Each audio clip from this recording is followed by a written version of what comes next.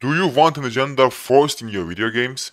Or do you want to play video games that have an interesting storyline, free of any political messages? I think the answer is simple. Us gamers do not want political nonsense forced into our video games. Game companies kept getting away with it. They did, because they put these agendas on our favorite franchises for years. They ruined so many video games we would otherwise love. But now that they started making their own IPs, it's starting to change.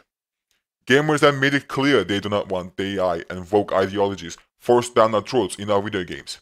Look at Dustborn, a game praised by journalists, a game that got so much attention from mainstream media, yet it couldn't garner more than 83 players playing concurrently. 83 players. Sure, this game released on other platforms like PlayStation and Xbox, but you can guess those numbers are likely the same, if not worse than PC numbers. That's the amount of people that desire these games. I'm sure they're having fun playing the political agenda simulator.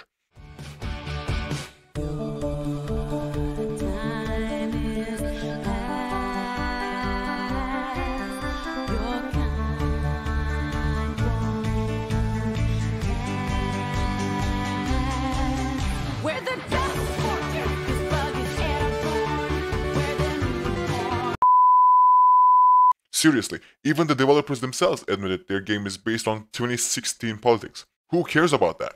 Sure, your typical alt-left gamer would love to play a game like this, but that audience doesn't exist. Well, it does, but it's probably no bigger than 83 people. Black Myth Wukong, on the other hand, is a different story. Mainstream media tried to downplay this game numerous times, saying it's lacking in diversity, it has bugs, etc. Yet, Black Myth Wukong is currently being played by more than 1 million people. Keep in mind, this game costs $60, while Dustborn costs $24, at least on Steam. Still, Black Myth Wukong has like what? 18,000 times the amount of concurrent players Dustborn has. This is not the only example. Let's look at Concord. Sony thought this game was gonna be the next hit. They even went as far as to make custom controllers for it. They thought this game was gonna be the next big Overwatch competitor. But guess what happened? They made their characters so uninteresting and so ugly, nobody played the game. Sure, Overwatch has gone pretty woke as well, which is gonna be a topic for another video, but they at least have interesting character designs.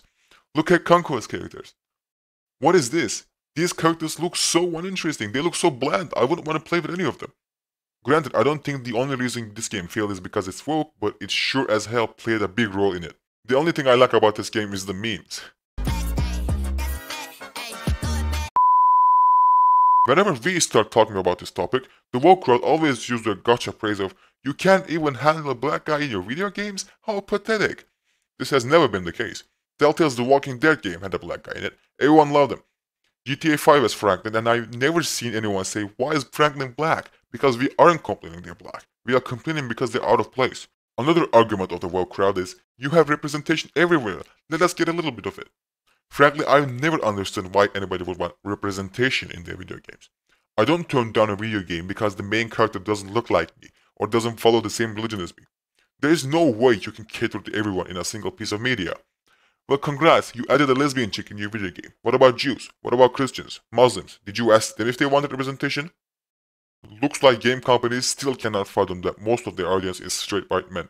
Now, of course, this doesn't mean every single character in every single video game has to be a straight white dude, but you definitely should not actively be trying to make them exclusively villains. Looking at you, Dustborn. Seriously, if you take a glance at Steam database, any game that has a high player count is a game free of wokeness and AI ideologies. I, for the life of me, cannot understand why companies are still trying to shove this down our throats. At this point, I'm starting to think they just don't want revenue anymore. They want the message out. I've seen no Christian, Muslim, or Jew, or anyone really, complain that Black Myth Wukong doesn't have a character that represents their religion, because they don't need to. But you sure know we've already seen game journalists and the woke crowd complain that this game doesn't have enough diversity. I want to end the video by saying, if you agree with me or you like my content, please consider leaving a like and subscribing to my channel. You can also leave a comment or follow me on X if you'd like to. RS out.